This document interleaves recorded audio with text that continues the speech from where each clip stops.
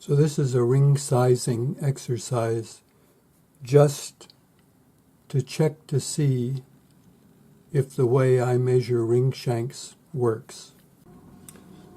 So I've measured the inside of my size R, and it's 18.7. The height is 1.7, so that's 20.4, multiplied by pi, 3.14, equals 64.05. So 64 millimeters is the length. Now you need to cut your ring shank, file that flat, and precisely measure this length and cut it and file it again. Precision is the name of the word, because if you're a millimeter off, that's one size. So make sure this is correct. I'm just going to saw one end.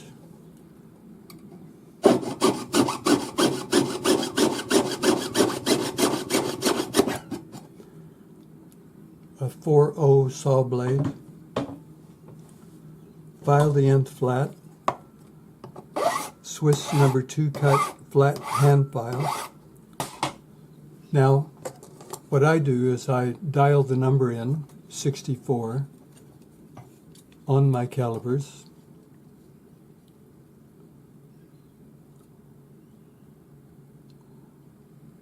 Take the time and actually get the number, tighten the clamp so you can see 6402. Now hook this over the good end that you filed flat, drag the other end across, and you'll have that nice little mark. Cut just to the outside of it and file back to it. Now leave these set at this size.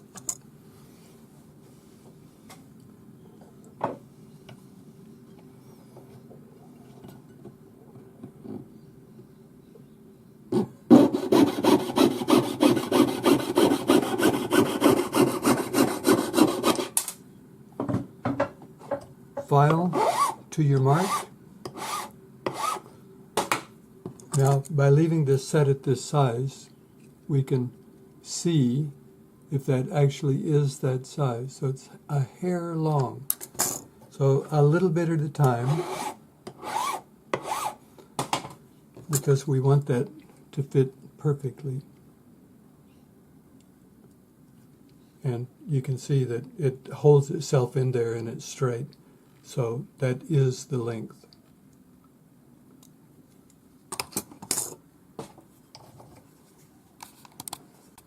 Now we need to anneal this, and all I'm going to do is heat this until it's a dull red.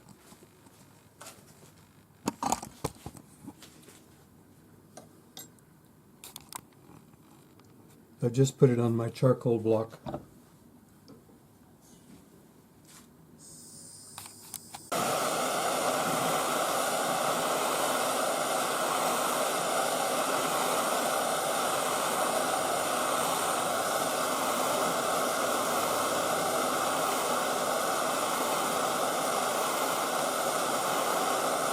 And if you can see red at all, it's red enough. We're just going to quench that in water and form it into a ring. So dry off your metal, and we're just going to flat half-round pliers. We're going to use flat half-round pliers. Don't grab the very end. You don't want to damage the profile. And we're just going to curl this into an oval, and all we want is for the ends to touch perfectly. So when I get it to this point, I'll use my ring bending pliers, which are these big things, and we just go opposite our join, gently squeeze, and it'll bring those two ends together perfectly. So look up at the light, make sure that you can't see daylight in between. Make sure that you've taken any little twist out. And if this fits together perfectly, it's time to solder. Mix up your flux. A little bit of flux just on the join, top and bottom. And I'm going to use a 2 mm long piece of hard solder.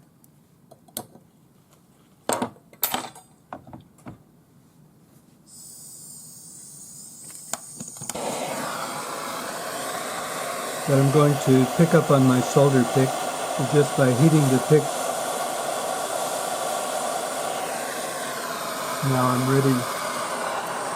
The solder ball is on my pick. So I'm ready to just heat this from underneath and place the solder on the join.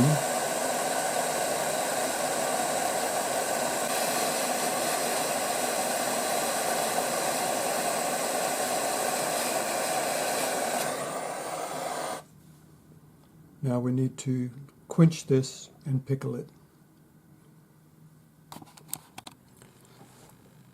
I just quenched it, and you can see the solder on the inside, so that means it's a good join. The solder is flowed all the way through. And I'm just going to round this up at this point to see if we really do have our size, which is 18.7 millimeters.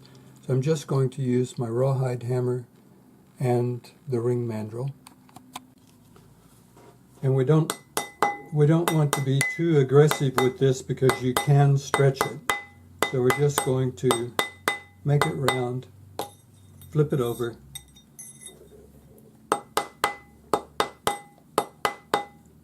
look at the end. You can tell whether it's round or not. This is. So now we're going to measure it and see just how accurate we are. So check that your calipers are still zeroed. Use the inside measurement. And this is, we'll average it just to make sure.